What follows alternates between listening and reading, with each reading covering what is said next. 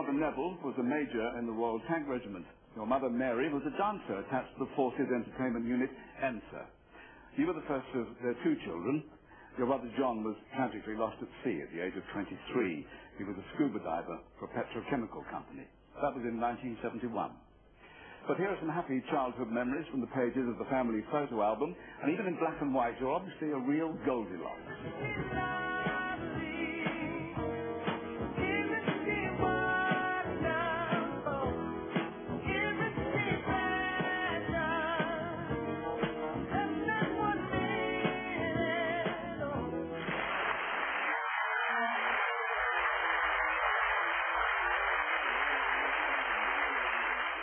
So when you were 4 and you're living in Germany, your father resigns his commission. You come back to England and you settle in Wendover in Buckinghamshire.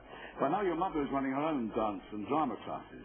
Naturally, she's proud to see you perform in local dance festivals and competitions. But on one occasion, Mary, it was you the judges singled out. It was indeed. At the end of the afternoon, the adjudicator asked to see the mother or the teacher of her.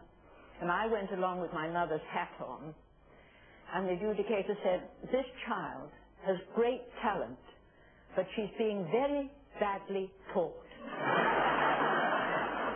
She then went to Tring Park. Well, to try to fulfill your potential, at the age of 11 you become a boarder at Arts Educational School in Tring Park. You dream of being an actress, but when you're 18, the Beatles arrive on the scene, and that changes everything. You answer an advertisement to join a troupe of dancers on the TV show Beat Room. You joined 500 other hopefuls at the Dance Centre in Floral Street in London, hoping to become a beat girl. Babs, you beat the competition hands down. You stood out a mile. She was a fellow beat girl, and later with Pan's people, Ruth Pearson. Oh.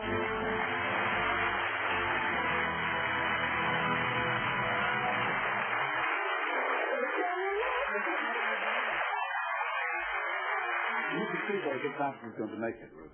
Oh, definitely. I don't know if you remember, it was a very daunting day, wasn't it? There were hundreds of girls there, a lot of competition, and the routines you had to do was actually very difficult. But you stood out a mile. I just smiled. And you got the gig. Well, in the autumn of 1964, there's a whole lot of shaking going on.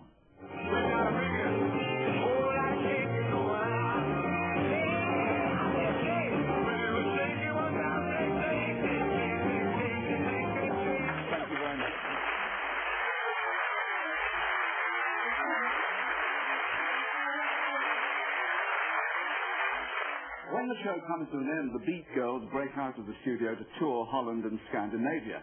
But it becomes clear you're not going to get rich that way. By the end of 1966, you're talking about forming a new group.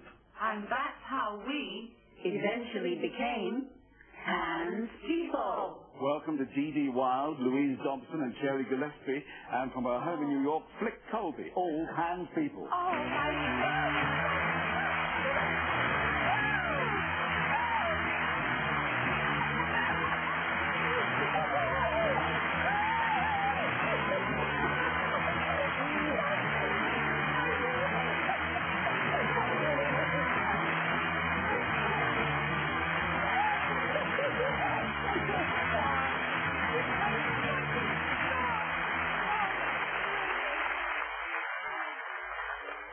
Flick, you have our full attention. Well, I first met Babs at the Dance Center, and I think you remember you always wore emerald green footless tights. I don't know why. But you were great, and you always danced on your toes, were light on your feet, and also you had the most fabulous natural blonde hair, which is why I realized you managed to get around the world in 10 months without a hairdresser. Dee, you really weren't Hans People at all. No, we weren't. When we actually formed Hans, it was December 8th, 1966, and we were actually in the Beat Girls, and we got a manager, and there we were. We had our group. We didn't know what to call ourselves, and we sat up all night. And at about 3 in the morning, after a couple of bottles of red wine, Dionysus Darlings was thrown out of the window. Thank goodness. And we eventually came, well, it's actually Flick who came up with the name Hans People. And it was plain sailing from then onwards. Louise, how did you get on Top of the Pops? Well, we've been doing an awful lot of work in Europe, which I think we were getting a bit fed up with, so we decided we'd crack the UK TV market.